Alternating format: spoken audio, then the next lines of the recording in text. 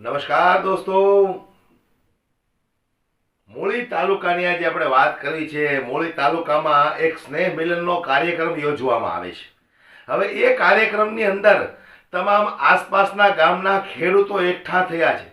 મૂળી ગામના લોકો પણ એકત્રિત થયા છે અને એક સંકલ્પ લીધો છે કે આવનારા સમયમાં આ સરકાર સામે આપણે મજબૂતાઈથી લડવું પડશે. ખેડૂતોને પોતાના હક્કો જોતા હોય તો એ હક માટે સૌ લોકોએ એક થવું પડશે.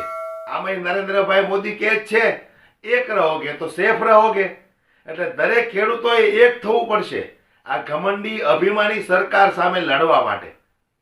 ત્યારે ત્યાંના લોકોએ એક સોગંદ પણ કાઢા છે કે અમે આ સરકાર સામે લડીશું અને 10 બીજા પરિવારને અમારી સાથે જોડશું, કારણ કે એક રહો તો જ તમે સેફ રહેશો.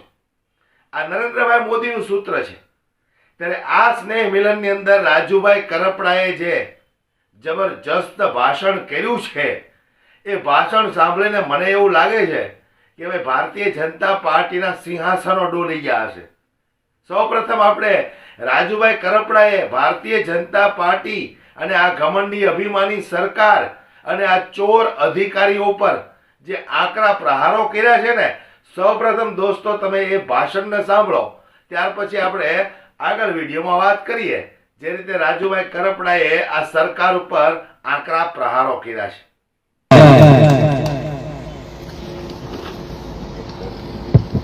હા, જે લોકોને લડવું હશે એ લોકોને સંપૂર્ણ સહયોગ કરી અને જેમ અમૃતભાઈ કીધું ખંભે બેહારીને પોલીસ સ્ટેશન લઈ ગયા, આ લોકોને જેને લડવું હોય છે અને ખંભે બેહારીને નગરપાલિકાએ રાજુ કરપડા લઈ જાય છે.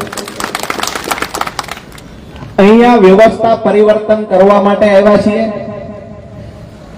ભાઈ મોટભાઈ અને પેલા બાવકુભાઈ છે તો એ બાવકુભાઈ મળવા ઓછા આવે ને શેરીએ ઘરે ઘરે ઓલા આપણા કાર્ડ હતા ને લઈને ફેરાજ કરે, પછી પાછા મોડી રાત્રે આવે કે એક આટલું કરવું પડે એવું છે, આ 2 નંબર છે આમાં ફોન કરી દો ને.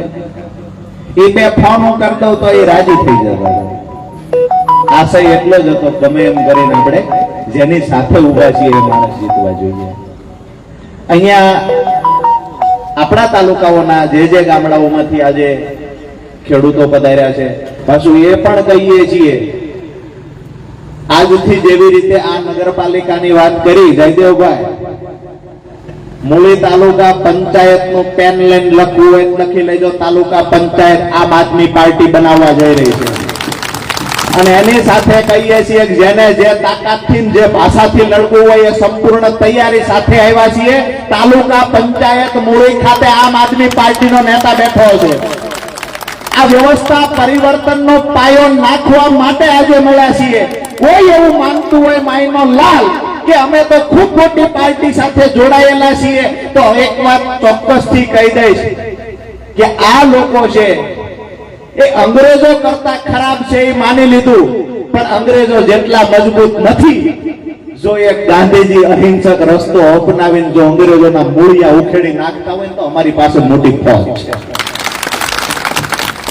આ વિસ્તારને જે સપનું જોયું છે આપણે, એના માટેની આપણે એક આજે નવા વર્ષમાં જે સંકલ્પ સભાનું એટલે અહીંયા સ્નેહ મિલન કાર્યક્રમમાં આપણે નવા વર્ષમાં જે સંકલ્પની આજની વાત છે એ સંકલ્પ પણ આપણે લઈએ. પણ અમુક જે ફરિયાદો મને મળી છે, તો ખાસ કરી ભ્રષ્ટાચાર બાબતની તો ફરિયાદો મળતી હતી, પણ આજના એના સ્નેહ મિલન કાર્યક્રમમાં અહીંયાથી અમુક અધિકારીઓને ટકોર કરવા માંગીએ છીએ અને ટકોરની સાથે ચેતવણી પણ આપીએ છીએ કે રેવન્યુ વિભાગમાં ખૂબ ફરિયાદો મળે છે કે રોડ રસ્તાના ભ્રષ્ટાચારની ફરિયાદ ગ્રામ પંચાયતની હોય તો કોઈ ધ્યાન આપતું નથી. આ ફરિયાદો મળે છે. સાથે જે સીમ વિસ્તારના રસ્તા હોય છે જેના કેસ મામલતદાર કચેરીમાં ચાલતા હોય તો આ કેસમાં પણ પૈસા લઈને એક તરફી નિર્ણયો લઈ લીધા હોય, આવા ઘણા બધી ફરિયાદો અમારી સામે આવે છે. એટલે રેવન્યુ વિભાગના અધિકારીઓને પણ કહીએ છીએ કે આ અમારી છેલ્લી અને પહેલી ચેતવણી છે, બેલેન્સ રાખીને ચાલજો. એક પણ જગ્યાએ અમારા કાર્યકર્તાની ઝપટે ચડ્યા તમારી હાથ બેડી યાદ રાખશે. સાથે સાથે પોલીસ અધિકારીઓ ખૂબ સારા હોય છે, પણ 10% જે પોલીસ અધિકારીઓ કરપ્ટ છે, જે પોલીસ અધિકારીઓ આજે હું ખુલ્લીને કહું છું કે સારા અધિકારીઓ જે છે એને આ ખરાબ જે 10% અધિકારીઓ છે એ સારા અધિકારીઓને ખાખી પર દાગ લગાવવાનું કામ કરે છે. તો અહીંયા સ્નેહ મિલન કાર્યક્રમમાં આજે જ્યારે મળ્યા છીએ ત્યારે હું કોઈ પર વ્યક્તિગત આક્ષેપ નથી કરતો, પણ સુરેન્દ્રનગર જિલ્લાની અંદર જે અમારા અનુભવો અત્યાર સુધીના રહ્યા છે, જે અમને ફરિયાદો મળી રહી છે, તો એમાં લીંબડી ડિવિઝન અંદરમાં આવતા અમુક પોલીસ સ્ટેશનોની ખૂબ વધારે ફરિયાદો મળી રહી છે. એસપી સાહેબ, ડીઆઈજી સાહેબ અને આઈજી સાહેબને આપણે ચેતવીએ છીએ કે તમારી નીચેના જે અધિકારીઓ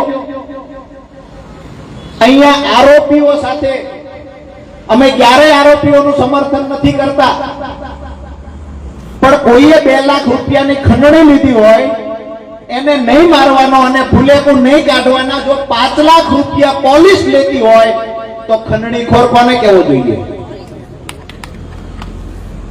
તો લીંબડી ડિવિઝનમાં અમુક જે પોલીસ સ્ટેશન છે, અહીંયાથી આપણે ડિવિઝનના મુખ્ય વડાને સાવચેત કરીએ છીએ કે જ્ઞાતિવાદના પક્ષપાતમાં ક્યાંય હાથો બનીને કામ નહીં કરતા.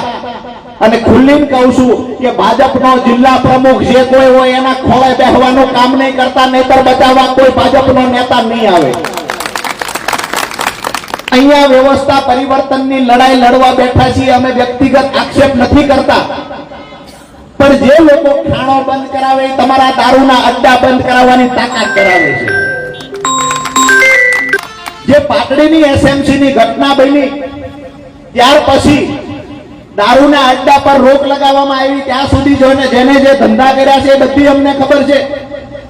સાયલા તાલુકામાં કેટલો કોનો હપ્તો ચૂકવાય છે અમને ખબર છે. આજે સાવધાન કરીએ છીએ લીંબડી ડિવિઝન અંડરમાં આવતા પોલીસ સ્ટેશનો જે અમુક અધિકારીઓ કરપ્ટ છે એને કે સાવધાન થઈ જજો. વ્યક્તિગત અમે નથી આવતા અને સુધરી જશો એવી અપેક્ષા રાખીએ છીએ. બાકી ભૂલેકા નહીં કાઢવાના અને મારવાના નહીં, એ બહાના હેઠળ જો તમે લાખો રૂપિયા આરોપી પાસેથી પડાવતા હોય ને તો સૌથી વધારે ક્રાઇમ કરનારા ક્રિમિનલ ગુંડા તમે. એટલે મહેરબાની કરીને પક્ષપાત રાખવાનું, જે પોલીસ અધિકારીઓ આ કામ કરતા હોય એ બંધ કરી દે. અમારા ખૂબ સારા સંબંધો રહ્યા છે, અમે ખૂબ કોઓપરેટ કર્યું છે. ભવિષ્યમાં અમે તમે હામહામાં ન આવી જઈએ એની ખાસ ધ્યાન રાખજો, બાકી નુકસાન તમને જશે. અને આ છેલ્લી વખત આ વિડીયોના માધ્યમથી આપણે એમને સાવચેત કરીએ છીએ. હવે જે દિવસે મેદાનમાં આવશું તે દિવસે એમને ખબર પડશે કે આજ દિવસ સુધી અમે ક્યારેય ખુલ્લા નહોતા પડ્યા અને આજ અમને કોઈએ ખુલ્લા પડ્યા છે. એટલે ક્યારેય કોઈ જાતનો ભેદભાવ રાખવામાં ન આવે. પોલીસ અધિકારીઓ દ્વારા બેલેન્સ રાખીને ચાલવામાં આવે. એક વાત ક્લિયર કરી દઈએ છીએ કે ભાજપના ખોળે બેસી જનારા અમુક અધિકારીઓને ક્લિયર કહીએ છીએ કે તમે ક્યાં કાંડ કર્યા છે, શું કર્યા છે, બધી માહિતી અમે રાખીએ છીએ. વાત એટલી છે કે અમારે તમારી પર વ્યક્તિગત નથી આવવું. તો આવનાર સમયમાં ક્યાંય પક્ષપાત રાખ્યા વગર બેલેન્સ રાખીને ચાલજો. એક બાજુ પલ્લું ભારે ભાજપ બાજુ થઈ ગયું તો તમારી ગોટલી ચોટલી હાથમાં નહીં આવે ને એ પણ કહીએ છીએ. બીજી વાત કે આજે જે આપણે સંકલ્પ લેવા જઈ રહ્યા છીએ તો આપણી જે મુખ્ય લડાઈ છે ખેડૂતો અને મજદૂરો માટેની લડાઈ છે. ખેડૂતો અને મજદૂરો માટે જેવડી પણ લડાઈ લડવાની થશે તો આપણી સંપૂર્ણ તૈયારી છે. એની સાથે એ પણ કહું છું કે કોઈ પણ કાર્યકર્તા ઉપર ખોટો કેસ થશે, કોઈ પણ કાર્યકર્તાને હેરાન કરવામાં આવશે. અમૃતલાલને માથે કેસ થયો ત્યારે અમુક લોકો જ ઓળખતા હતા, કેસ થયો તો અમૃતલાલ સુરેન્દ્રનગરમાં હીરો થઈ ગયા. એટલે અમને એ આવડે છે કે કેવી રીતે તમારી સામે લડવાનું છે. અને રાજકીય નેતાઓ એનો ક્યારે ભરોસો કોઈ અધિકારીએ ન કરવો જોઈએ. આજે ઓલા ખોળામાં બેહારે છે એ એટલા સુધી જ તમારું માન સન્માન છે જ્યાં સુધી અમે ડોગ હલાવતા નથી ત્યાં સુધી. અમારી પાસે ધક્કા ખાય છે, અમે કહીએ કે નથી આવવા, બાકી તો ધક્કા ન્યાય ખાય છે. એટલે સીધી વાત છે કે ખેડૂતોનો અને મજદૂરોના પ્રશ્ન મુદ્દે આપણી લડાઈ કાયમી ચાલુ રહેશે.